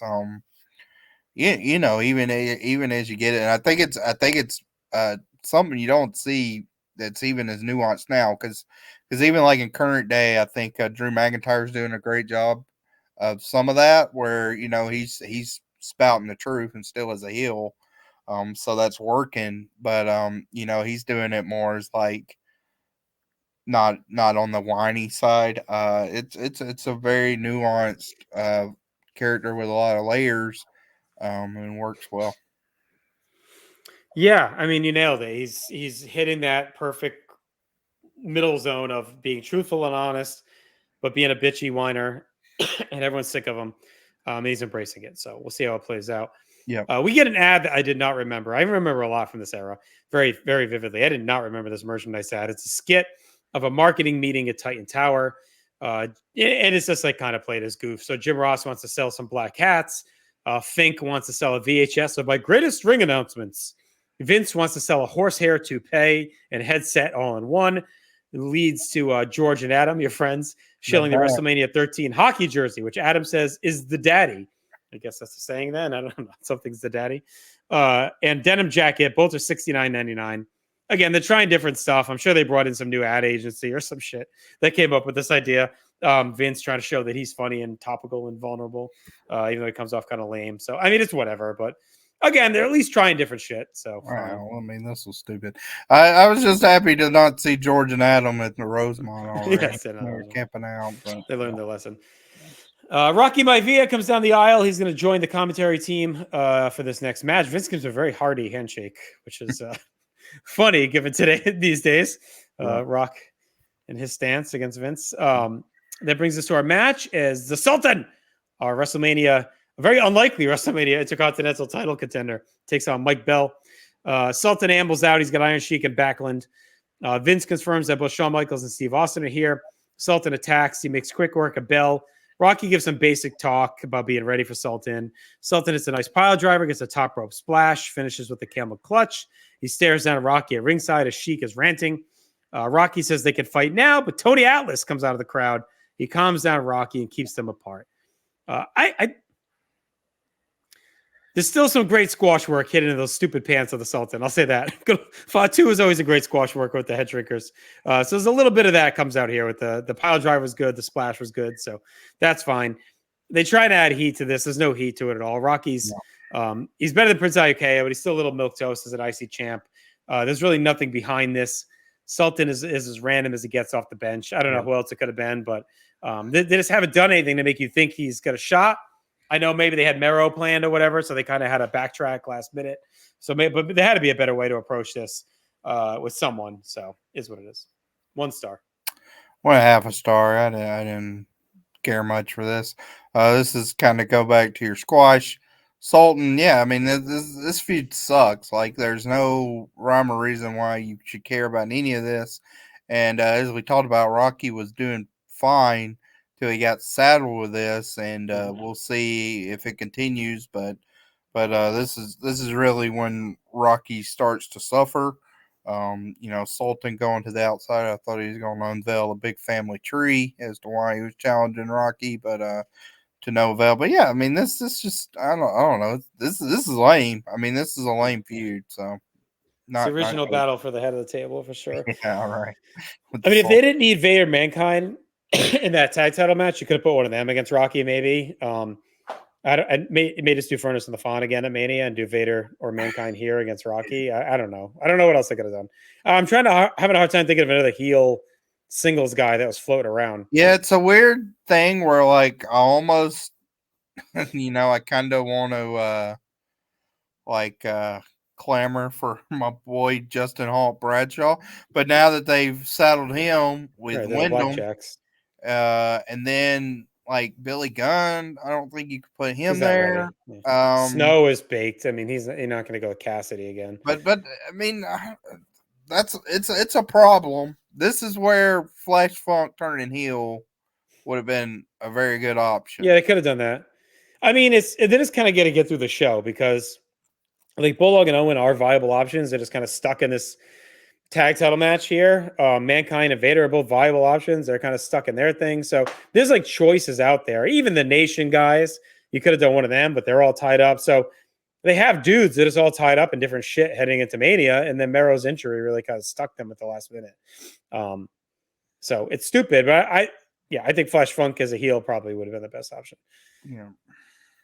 Are we gonna, or even I don't know, is there anyone ECW you could have brought in for like a spectacle match, like Sabu or Dreamer or Raven? Like, but they're not going to RVD. RVD's not going to do RVD or Lance, even like Lance Storm. Yeah, I mean, you could have done Sabu and make it a spectacle, and it's just a double DQ or count out. I'll do Sabu 2 weeks before Barely Legal. Yeah, all right. Who else? Who else I got? I mean, I would think it would. RVD's probably like your best case scenario. Be below that would be like your Lance Storms or Candido. Somebody in that level. He's not. Is he around yet? I don't think so. Yeah, I think he's there. Okay. Anyway, yeah, maybe one of the Olympus Saturn or something. I mean, there had to be someone they could have maybe pulled up at the last second, throwing him in there. I don't know. I mean, RVD's probably actually your best case, but that would have been fun. And then maybe it's just like a DQ. Maybe the ECW guys come out and it's like a brawl or something. Blow it off there. All right, Vince is in the ring. He brings out Shawn Michaels. I got some pretty good pop. King hopes he's here to retire, but Shawn's all smiles and Vince is upbeat about it. Shawn says the fan reaction helps him find that smile he was looking for. He found it back in San Antonio where he left it, but he's bringing it with him now, wherever he goes. He wants to thank the fans for all the cards, the well wishes, for being patient. He's the world's most emotional wrestler. Nobody knows more than him how hard and difficult he is to deal with, and Vince knows it too, which of course Vince giggles about. Shawn says some cards went to his parents' address, and they all meant a great deal to him. He needed to know the people who gave a damn. We see a diehard Shawn fan is snapping pics in tears. Vince asks for a prognosis. We get a Bill Clinton knee injury joke, but Shawn says his knee is coming along. Next week, he's going to see Dr. Andrews, and he'll get an update, and hopefully in a couple months, he'll be back. The time off has done wonders for him, but he'll put it back. He'll be back at it, and when he returns, the clothes are going to come back off too. Shawn has a bone to pick with Vince. Vince kind of rolls his eyes and smirks. Shawn says after all these years, he noticed WrestleMania is around the corner, but he's sitting at home and has no invitation. Shawn can't see why Vince would have WrestleMania without inviting him. And Vince says Shawn is injured. Shawn says, hey, I can walk and I'm inviting myself. I'm coming to Mania and I'm going to sit right next to you, Vinnie Mac, and I'm going to make sure you call the world title match right down the middle. He also got no Slammy's invitation, even though he's nominated. He's building a brand new house in San Antonio, and he's got a lot of space to fill and needs more awards. So he'll be there as well. So basically, this is Shawn just announcing he's back. He's going to be at Mania. You got to have him at Mania one way or the other. They kind of hand wave away the knee surgery shit. He explained a little bit of it. But this is obviously, it's kind of where Flair is, I guess, at this point, right? He's basically saying, I'm on my way back. I'm going to be involved for a little bit, and then I'll be in the ring soon. Yeah. That's a decent comp. I think the main, I mean, as stupid as it was for Flair to say he's not attending the show or didn't even watch the show, at least he's not like shoehorning himself in as a major kind of factor, which, I mean, with Shawn, it is what it is, but it did feel like it was like, all right, dude, like a month ago you lost your smile, you went away, Right. just like buzz off for a minute. Like saying he's going to see Andrews, it was like, all right, like this is where like he's this is why this part of this is why I'm a Bret guy, because it's like Bret's played a character and he's getting that like Right. I'm authentic, but I'm not whining down to T. And Sean, I think, actually does kind of believe most of this jump, but it feels so inauthentic, and it's just like, no, I don't, whatever. Like this stuff with Andrews, it's like it's been a month. Like you should know what your Yeah. diagnosis is. Like if you need surgery, it should have already happened. Like I don't know why we're still in limbo over that. So yeah, I Yeah, I wasn't. get why they wanted him at Mania, right? They're trying to juice this Mania with as many names as possible. So, Yeah, um, I just think like they're very. It's just kind of crazy how. Well, I mean, it's very CM Punk, but it's crazy how forgiving they are to him. Where like he ruined all these Mania plans, yeah. and he wanted to go home, and then I guess now he wants to come back, and they're like, oh yeah, sure, come on in, and It's Vince's guy. He's always going to bend it's for just Sean. crazy. That's what it Like, is. Yeah. but why not have some assertion here? Like, what Yeah, does he they need add? all hands on deck. I think What's they're just he like, we add don't give a though? He shit. doesn't add nothing to this, No, it's just another threat right? of him doing So something. tell him to. I mean, that's the whole. This to me is this again. You see this with CM Punk now. Like it was like, well, like you know what did he add when he came back? Like he didn't. So Mm. like ratings have proved he didn't. With Sean for this run until we get to like the build to SummerSlam, it's proven he doesn't really add much.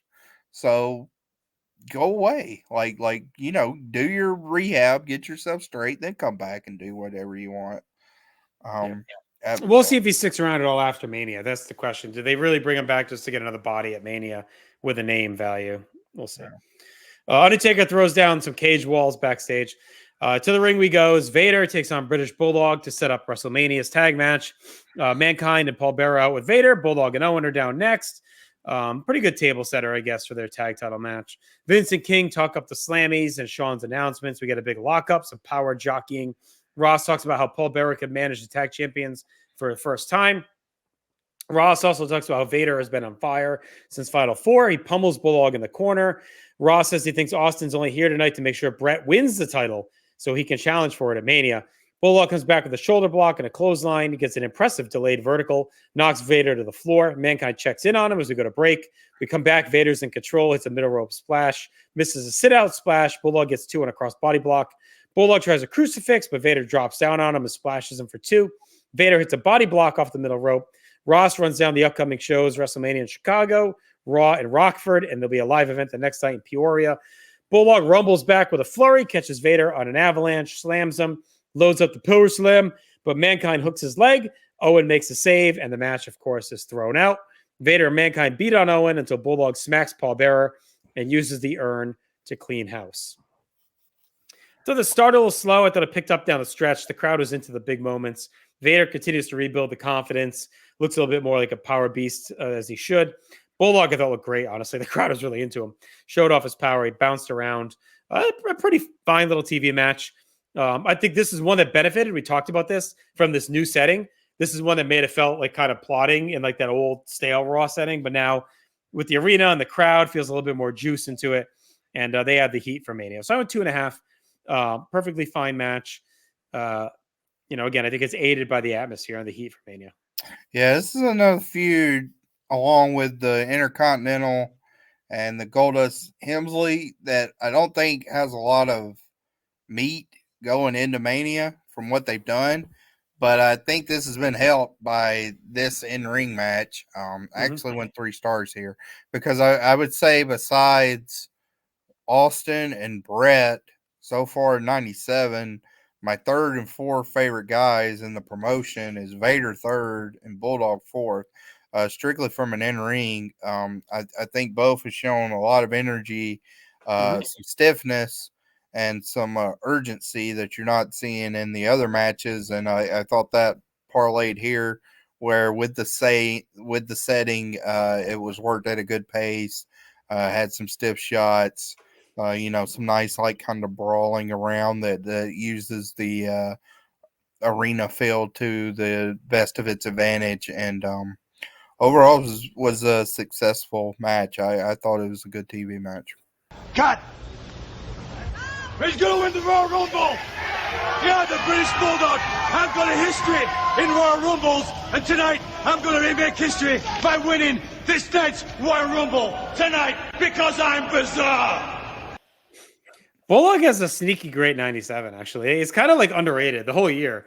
Yeah, we've been talking about him, so I mean, it's already started, but I think he's been better than Owen in 97. So yeah, he really has a good year, which makes the drop off in 98 so dramatic. It's so crazy because he is so good in 97. Yeah. All right, we got a Slammy's ad. Ken Shamrock is at the announce table. King is excited to see his old friend. That was a pretty funny callback to the Raw thing. We didn't like it on Raw, but this is funny that he says it again. It's kind of amazing in 3 weeks how much Shamrock's look has changed. Yeah. Like at that Raw, he was with his wife. He's in that stupid suit. They kind of, he's puckering up. I don't know who you are, King. It's like that really felt like something like a year ago, the way he is now, where now he looks like a fighter. He's juiced up, got more comfortable already. Yeah. So it was, I don't know what happened with that first appearance, whether he just had stage fright or what. But that was the whole thing. That was such a rough debut compared to what you get, 2-3 weeks later. It's just strange. All right, to the ring we go. As Billy Gunn is taking on Aaron Ferguson. Billy's out. He's chirping his Shamrock. He's all smiles, ready for Mania. Ken says, doesn't matter if your opponent is a top echelons or not. You need to focus. Billy keeps chirping at Ken, hooks a leg lace. He showed off. Shamrock critiques it, says Billy needs to pay more attention. Billy keeps working various submissions and wins with an armbar. This is more about Shamrock than Billy. Just trying to show the Shamrock's expertise. Half a star. I mean, they kept it quick at least. Yeah, this was your other jobber match, squash match of the show. I won a 1/4 star. Nothing here. It was just about the Shamrock on commentary, like you said. Which he didn't add a whole lot either. This was just kind of like a segment to get it done with. So Billy goes over to Shamrock, says he won't live up to his hype. He baits him into the ring. Vince tries to back down Ken, but he ignores him, gets in the ring. He makes quick work of Billy, gets an armbar and an ankle lock. Shamrock says Billy has no idea what he's doing, and Shamrock's an animal, and he could have snapped Billy's ankle if he wanted to. Billy teases using a chair and then bails. A good showcase, I thought, for Shamrock's skills to set him up as the ref for Mania, to show that he can fuck up Bret Austin if he needs to. And because a lot of the crowd probably hasn't seen any UFC. It's so new. So I think this is like a good showcase of, all right, Shamrock's legit. He just took out Billy Gunn in like 30 seconds, and he can probably do that to whoever if he needs to. Yeah, I guess Billy's as good as anybody else, but he really gets jobbed out pretty quick here by Shamrock. So I don't know if Honky Tonk Man caught this with his recruiting, but we haven't seen him tonight. It's a nice break. Thank God. Yes, he can go away. All right, Steve Austin pops up on the Titantron, says he ain't impressed by Ken Shamrock. Gunn just got done with a brutal match, and Ken took advantage of it. Yeah. Shamrock doesn't belong to the WWF. It's his place. Ken got into some little street fights, and someone happened to have a video camera and recorded it, and now he's a star, but he's overrated and a big piece of trash. One day he's going to beat the hell out of Shamrock, and on Sunday he just needs to call the match as he sees it, or he's going to punch his lights out. Austin calls Vince a jackass, says he is the king of the ring, and whenever you set up a ring, he's supposed to be there. That's his job. He will make sure Bret Hart is the WWF champion so he can leave with his title on Sunday. Austin was the real Royal Rumble winner. He deserves a WrestleMania title shot anyway. And Hart only won Final Four because Austin was crippled and sick. Bret, on his best day, can't lace Austin's boots, and he's going to prove it to the world and beat the hell out of him and become the new champion. And I thought this was a fantastic promo. Austin completely on fire.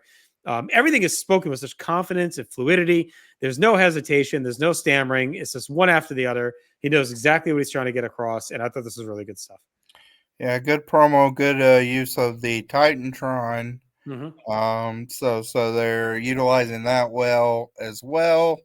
Strong. It really feels like you were coming out of Mania, maybe with Austin versus Shamrock, because it definitely seems like they're building up a lot of animosity between them two. I don't know though at this point if like me watching, I don't know if I realized Shamrock was sticking around though. Like it felt like it could just be like a kind of a special guest spot. He goes back to UFC. Like I don't think I knew he had signed a contract or anything until later when he pops back up, like heading into May. Okay. Yeah, I mean, again, I was 16, so what I wasn't reading anything besides what it was on. AOL. Yeah, I mean Meltzer at it, but that's very inside. Yeah, maybe. I thought Austin's strategy was strong in saying he was going, try to get Bret to win because he wanted to be the champion. So yeah, I mean, it really sets up like the night well. Like you really want to watch because again, you can see a world where Austin screws Undertaker and makes sure Bret wins. Like I don't think it's that far fetched, and so they definitely did a nice job building intrigue for this main event tonight. Yeah, I'm very surprised at the ratings on this show because like the gap. They close it a little bit, but it's still almost about the same throughout the night. Like even with their build, I mean, it's just one of those, it's a weird thing where like what you're seeing doesn't necessarily relate. So to me, this is a night where if you are watching both shows, like it's pretty clear like which one you should be more entrenched. I mean, they started right off the top with the hype about the rumors and all that, and they've carried it all night. So yeah. All right, the crew is assembling the cage. Vince talks to Sid. He's ready for Brad. He warns Austin to stay away. And that sets up our big world title cage match. Bret the Hitman Hart challenging Psycho Sid. A lot of variables here. Bret storms out, gets a mixed reaction. Big pop for Sid. Ross runs through the strategy, giving it a big fight feel. I thought he does a nice job kind of doing the tail of the tape. Bret hammers and chokes away. Sid slugs back. The crowd pretty split. Austin is watching backstage. Bret takes over. He drops some elbows, tries to escape. Sid slams him into the cage, pounds away on his chest. Sid runs Bret twice into the cage, tries to climb, but Bret blocks him. They trade punches and then scale back down. Bret throws some strikes. He tries to escape again, but Sid punches him in the gut and slams him. Sid starts to crawl to the door, but Steve Austin pops up. First time he locks the door. So here we go. We go to a break. We come back. Bret and Sid are trading control. Sid hits a power bomb, gets a big pop. Austin is pissed. He meets Sid at the top of the cage, and they throw down. Austin almost falls, which is kind of scary. They keep slugging away, and he eventually just climbs the cage into the cage to block Sid. Hart scales up from behind, and him and Austin actually work together to fight off Sid, which is cool.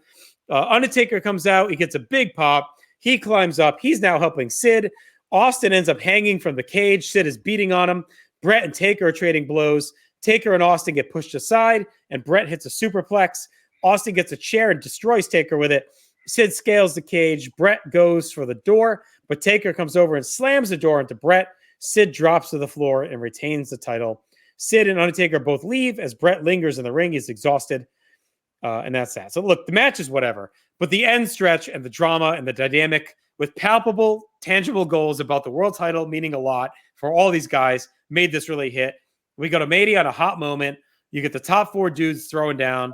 You have the cool dynamics of Taker and Sid working together, Bret and Austin working together. I thought the announcers did a good job telling the story. So I went 2 3/4 of the match, but the story and everything around it really popped up well. I went 3 for the match. I think I like the match better than the story, actually, because I think for me, like it makes sense, but it also does. Again, it's just a conception for me that this is to go home. So we get more with what Bret does, but like Taker and Sid, them two, now after this match, they're the world title match. They're the main event, and they kind of just walk off. They're kind of. It's a weird Mania. It's like almost. They started the night after Mania build 2 weeks early because that's when they kicked off this Raw stuff. It's like this almost felt like a hard reboot that would happen after Mania, and they just said, "Fuck it, we're going to start it 2 weeks early, and this is where we're going." Yeah, and that's it. So I don't. I'm very conflicted because I think the moment of all four of them, like on top of the cage fighting, is a really neat visual. But it almost felt like that would have been good if these were the four that were facing off at Final Four. Yeah. So I like, but I really like the match. I think Sid, this is one of the more snug matches he has where he lays it in. Bret does too. It's very chaotic. So it definitely has a chaotic, like, frantic feel, which is an improvement. It's a good match. There's just, overall, where I'm at with the promotion right now is, a lot of great things are coming together, and they're almost there. I just think they haven't quite like fit everything together yet, and there's some Yeah. stuff from like a traditional booking standpoint that I'm not 100% on board with. And this is just one of them. I mean, I mean, it's interesting to watch from a retrospective standpoint to see a Mania built this way, but I don't necessarily think like the title is that important from what I'm seeing. To me, it's more about like the vendettas that each individuals No, I don't have. know though. Austin and Brett have been pretty clear about wanting the title in all of this. I mean, that's But Austin's when whole does that goal. shift? Because they never fight over it. Well, they haven't. Neither has been champion. So, Wow. I mean, So I they mean, really it haven't had a chance. Right? obviously can't be that important because they never get it. Well, Brett keeps trying. He keeps getting screwed. Austin tried a Yeah. Final Four. He got screwed. So they're I get trying. it. I mean, I think they're trying. I think too. I think they just assume Mania is going to get a shitty buy rate, and so they're like, "Fuck it, let's just kick off our future now." Versus like, it's probably maybe we get a bump just out of because of this. Versus like, I think they knew where they were headed was probably not going to hit. So I they're mean, they just like, still advertise that there's some tickets for sale, which is kind of crazy on this show. Yeah. But yeah, It's crazy to think now versus then. All right, we get the Karate Fighters Rewind. It's the end of what we just saw. We go to after break. Bret Hart is in the ring. He's aggravated. The cage is being taken apart, which I love as a visual behind this whole thing. Vince McMahon hops in the ring, talks to Bret. He says he must be frustrated. And out of nowhere, Bret shoves down Vince. Vince bails out, and Bret hits this very classic tirade. Frustrated isn't the goddamn word for it. This is bullshit. You screwed me. Everyone screws me. Nobody does anything about it. No one in the building cares. No one in the dressing room cares. It's just so much goddamn injustice. I've had it up to here. Everyone knows it. I should be WWF champion, but everyone turns a blind eye. You turn a blind eye. Gorilla Monsoon turns a blind eye. And everyone in the goddamn dressing room knows I am the best. Vince is sad. He's despondent at ringside. King says shit to get him, try and get him out of the ring. The crowd is booing. Bret continues. And then he says, if you don't like it, tough shit. Austin shows up on the Titantron. He says, all Bret does is cry like a baby. He tried to help him, but he's such a loser. He still couldn't do it. It could have been them for the title at WrestleMania, but Bret blew it. Bret yells over Austin ranting and says they call him Stone Cold because the stones are cold.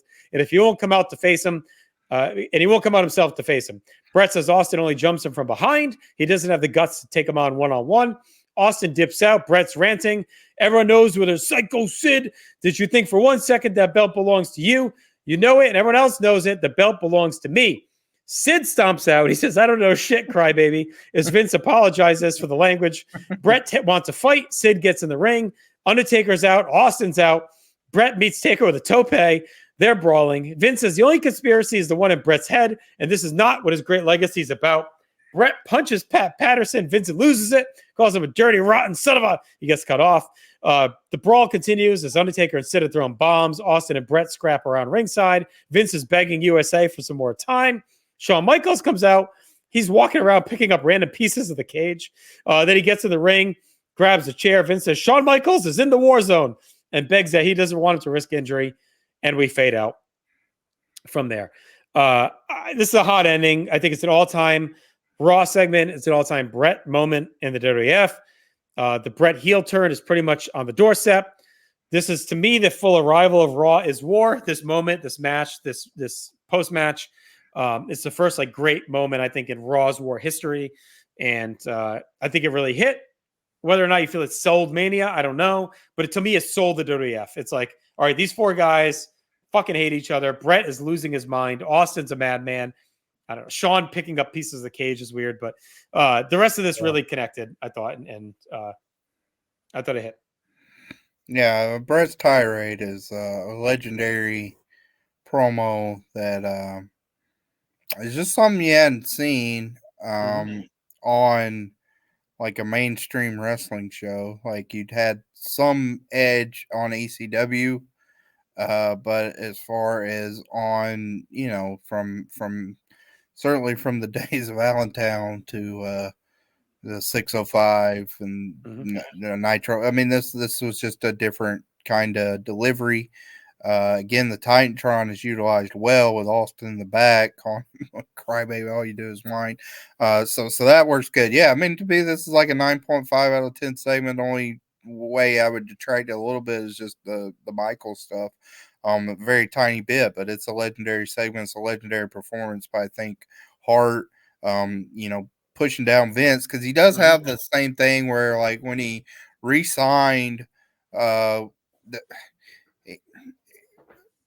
was kind of addressing Vince with that. So we know that, like, right. That curtain has been pulled back a little bit. But this just further emphasizes Well, that. and the ECW stuff really pulled it back too. Right, that Vince. too. I mean, Vince aghast that Bret hit Pat Patterson was funny. He, like, had to, like, well, especially where it's going in the next 2 years with Pat. Yeah, just the most abhorrent thing you could ever do. It's like, oh my God, that's Pat Patterson. Yeah, okay. But yeah, I mean, it's Hall of Famer Pat Patterson. Legendary promo, very good. It's a classic segment. I love Austin too because it's so true. He's so aggravated. He's like, even with me fucking helping you, you're still such a bum. You couldn't get it done. Like, it's such a good line for him to be able to deliver it because it's true. It's like, even with me and you still couldn't get it done. You suck. Right. So anyway, great ending to this Raw. Match of the night was obviously Bret and Sid. Yep. Moment was Bret snapping. Yep. MVP Bret Hart. Disagree with any of that? All right. Nope. Debuts Mike Bell and Aaron Ferguson. Yep. I want to drop the angle is Sean's smile. I mean, it's found again. He got it back. He found it at San Antonio. Retirement's over. He's back officially. He's picking up pieces of the cage. Where's Jose? Jose and Pete. He's gone. I know. It's like he needed to drop them dudes to find a smile. I guess. Yeah. They're out. Yeah. All right, so this is probably an overrate based on that last segment, but I went 7.5 out of 10. I mean, I think it's a super memorable night of Raw. It's a really good through line for the night. The cage and the rant after is like an all-time top segment in Raw history. It's one of Bret's best moments of the year, and it kicks off so many things over the next few months. It's so important. I really like the Nation stuff to start the show. I thought that was well done. Bulldog Vader was good. So there's some down stuff in there, but I thought, again, Raw has come a long way over the last month or so, and this just shows, we've had more good than bad over the past month now, suddenly. Yeah, I went 7. I think this is a good show. I think there's just some minor tweaking, tightening, probably a little bit better consistency in ring to pull it up above. But I mean, when you have a promo like that and you have 2 good matches, it's going to get a good rating for me. So, I mean, that's what this show has. This show has 2 amazing characters in Bret and Austin, and they're enveloped in this great feud, regardless of how muddled I think the title may be heading into Mania and some of the other moving parts. The Bret Austin situation in and of itself is a great legendary feud. I don't think that can be understated because obviously we know like what happens with the match. Like we'll get to that on our next show, but no surprise, we're both going to love the match. And everybody loves the match, and that's a great like outcome. But like going in, this was a great program too. So it's like for them to deliver on that is you can't be understated. Like that was a great like bitch smart moment because I think you can argue that like Sabu and Taz at the same time in ECW were also having a great feud and a great like build up with each other. And you look at that pay-per-view match, which is what it is, and compare it to like what Austin and Bret put out, and it's it's clear. And then you can get down the road. We'll get way down the road, but they're already setting it up now with the Sting Hogan thing, which that's a different dynamic because that's never going to be like a work rate gym, but just in how you present it, how you pay it off, how you satisfy your fan base, that matters a lot. And going in, they've set all this stuff up for Austin versus Hart. And as we'll see, it gets played out and developed even more within the match itself at WrestleMania. So very good. All right, combo awards. Best show, obviously, we feel is Raw. Yep. Best match, Hart Sid. Yep. Best moment, Hart snaps. Yep. Star of the night is Bret. Yep. Better commentary. I don't really care. I think it's about solid, but I'll go Raw. I think I think Vince and King added a lot to that main event. I thought I thought they were really good in the main event. WCW felt kind of run of the mill this week. I don't think anything stood out. No, I mean, They're always good. but yeah. We didn't get any outsiders in the booth really to like help carry stuff. So we'll give Raw the clean sweep because I don't get it often. But Nitro obviously wins the ratings. Yeah, ratings stayed about the same, which I said I thought it was interesting. And even in the Observer, they go into the quarter hours, and it's even more intriguing. But overall, last week on the 310 episode, Raw was 2.3. This week they're 2.4, so about the same. Nitro last week was 3.5. This week they're 3.6. So I mean everything stayed status quo. All right. So that'll do it for us. We are out. We'll be back in 2 weeks with WrestleMania 13. So pretty exciting milestone. It's been a while since we covered WrestleMania, obviously, on the show at the pace we move. But this is a big one. It's not one of the best manias of all time, but it's got probably the greatest WWF match of all time. It kind of kicks off the Attitude Era in earnest. And, we'll see how it holds up the rest of the show. But it'll be a fun one to dive into for sure, given us tracking the build up to it, which has been kind of all over the place. So check out everything in North-South Connection. Thank you for joining us. Thank you for sharing us. Thank you for leaving your comments and your likes and all that. We really appreciate it. Smell the napalm. We'll talk to you in 2 weeks from the Rosemont.